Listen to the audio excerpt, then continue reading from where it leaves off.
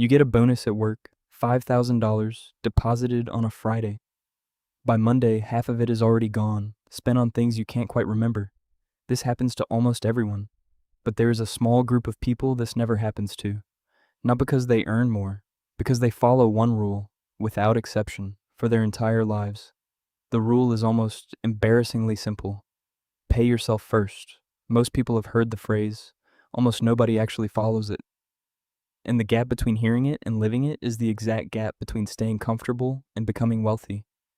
Here's what makes this rule different from ordinary financial advice. It isn't a suggestion. It isn't a tip. For the people who actually build lasting wealth, it functions like a law. Non-negotiable. Applied before anything else touches their money. Think about how most households handle income. Paycheck arrives, bills get paid, groceries get bought, entertainment happens. Whatever remains, if anything remains, gets saved. Saving is treated as an afterthought, squeezed in only if there's room left over. Wealthy households flip that order completely. Paycheck arrives. A fixed percentage moves immediately into savings and investments. Only then does the rest of life get funded from what remains. Same income, same bills, completely different outcome because the order changed.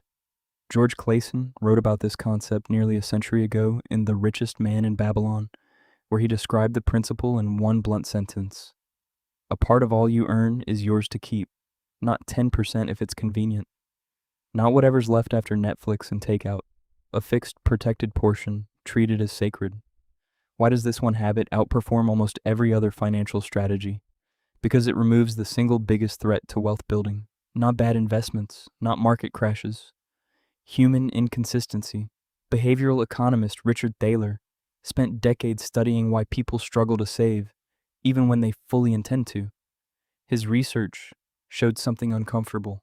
Intentions rarely survive contact with a paycheck sitting in a checking account. The money is right there, visible, spendable, and the brain treats available as approved. This is why paying yourself first works when willpower alone consistently fails. It removes the decision entirely. The money is gone from your spending pool before your brain even gets a vote. Picture two coworkers, same salary, same job title.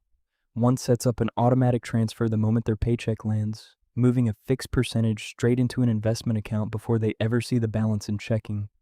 The other plans to save whatever's left at the end of the month. 10 years pass. The first coworker has built a real investment portfolio, almost without noticing the sacrifice. The second has almost nothing because there is never anything left. There never is, not because that person earns less. Because leftover money, as a saving strategy, essentially guarantees failure. Wait, isn't this common sense? It sounds like common sense. That's exactly why people underestimate it. Simple ideas get dismissed as too basic to matter, while complicated strategies get treated as more legitimate. But wealth isn't usually built through complexity. It's built through boring, protected consistency, repeated for decades without interruption. Consider how compounding actually behaves over time. In the earliest years, growth looks negligible. A few $100s here, a modest gain there. It feels almost pointless. Then, without warning, the curve bends upward sharply, and growth that once felt invisible becomes the majority of the total wealth. This is why the people who pay themselves first in their 20s often end up with dramatically more than people who start in their 40s, even with smaller contributions. Time does more of the work than the amount ever could. John Bogle, founder of Vanguard, built his entire investment philosophy around a related idea. He believed the average investor didn't need to outsmart the market. They needed to consistently participate in it, protecting their contributions from their own impulse to spend, panic, or wait for a better moment. Bogle's core belief was that time in the market, not timing the market, was what separated wealthy investors from everyone else chasing shortcuts. So how much should you actually pay yourself first? Financial researcher Thomas Stanley studied self-made millionaires extensively and found a consistent pattern across nearly all of them. Most weren't high-income earners with extravagant lifestyles. Many were ordinary professionals, teachers, small business owners, engineers, who consistently protected a portion of every dollar they earned, no matter how tight the month felt. The exact percentage matters far less than the consistency of applying it. 10% protected every single time will outperform 20% applied only when convenient. Here's a question worth sitting with. If your income dropped by 10% tomorrow, could you still survive? Most people could, uncomfortably, but they could, which means that same 10% when it's present is not actually required for survival. It's simply been absorbed into lifestyle because nothing stopped it from being spent. This is where lifestyle inflation quietly destroys wealth for high earners. As income rises, spending rises to match it almost automatically unless a rule intervenes first. A bigger paycheck without a protected percentage doesn't create wealth. It just creates a more expensive version of living paycheck to paycheck. Paying yourself first breaks that cycle before it forms. There's a deeper psychological shift that happens once this rule becomes automatic. You stop thinking of saving as a sacrifice and start thinking of it as a fixed cost, no different from rent or electricity. It stops requiring motivation because it stops being optional.